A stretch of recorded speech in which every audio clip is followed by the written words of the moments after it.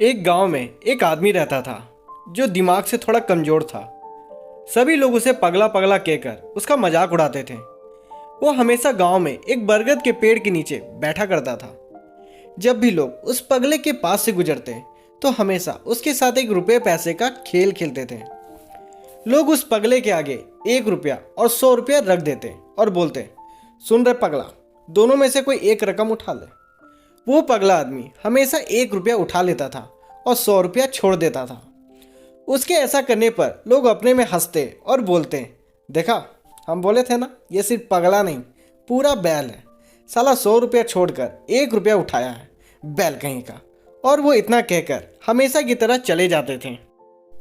ये रुपये पैसे का खेल गांव के हर लोग हर दिन उसके साथ खेलते थे। सालों बीत गया और ये खेल का सिलसिला चलता रहा। लोग हमेशा उस पगले के आगे 2 रकम रखते और बोलते, कोई एक रकम को उठा लो। और वो पगला हमेशा की तरह छोटी रकम को रख लेता। गांव वालों ने भी अब उसे पगला के साथ साथ द ग्रेट पगला की उपाधि दे दी।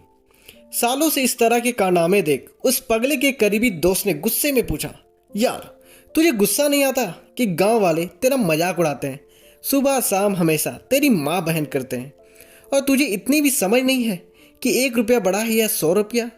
जब भी लोग तुझे कोई एक रकम उठाने बोलते तू हमेशा सबसे छोटी रकम उठाता है। अबे साले, अगर तुझे पैसे की ज़रूरत नहीं है तो मुझे दे दे।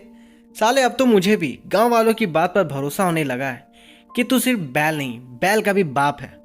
साले, अब तो मैं जा रहा हूँ सरकार को चिट्ठी लिखने कि तुझे पागलपन के क्षेत्र में नोबेल प्राइज़ दिलवाए। अपनी दोस्त की सारी बातें सुन अब उस पागल आदमी ने एक चवनिया मुस्कान दिया और बोला, पागल मैं नहीं, ये गांव वाले हैं। इनके रुपए पैसे के खेल से आज मैंने लाखों रुपए जमा कर लिए हैं। उसके दोस्त ने बोला, चल झूठ मत बोल, मुझे भी अब पागल मत बना। उस पागल आदमी ने कहा, तेरी दादी की कसम।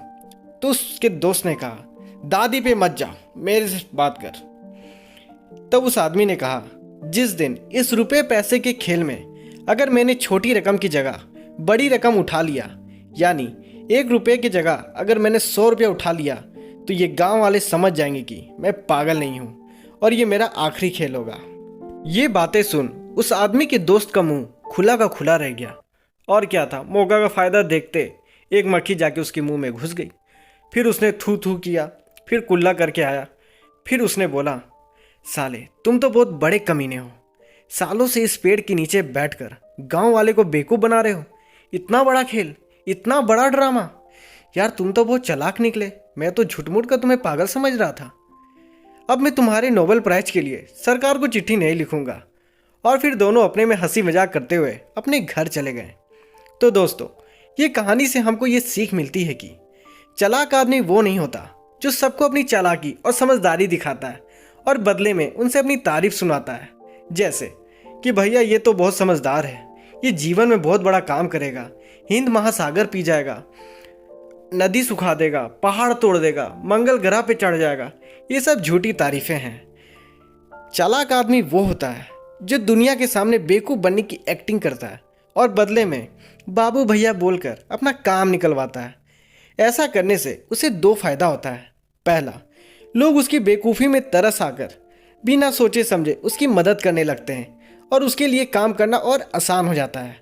और नंबर 2, जब लोग उसे बेवकूफ़ समझेंगे तब उससे कोई मदद भी नहीं मांगेंगे। जैसे मान लीजिए किसी पड़ोसी ने कहा कि मेरी बीवी को जाके उसके मायके से ले आओ, तो वो ऐसा नहीं बोलेंगे क्योंकि जानते हैं दिमाग से आधा है। कहीं आने वक्त गाड़ी को कहीं खदान में गिरा दिया तो मेरी बीवी भी चल जाएगी। 9 का लकड़ी 90 कर्ज। तो दोस्तों, ये कहानी यहाँ समाप्त होती है। Thank you very much.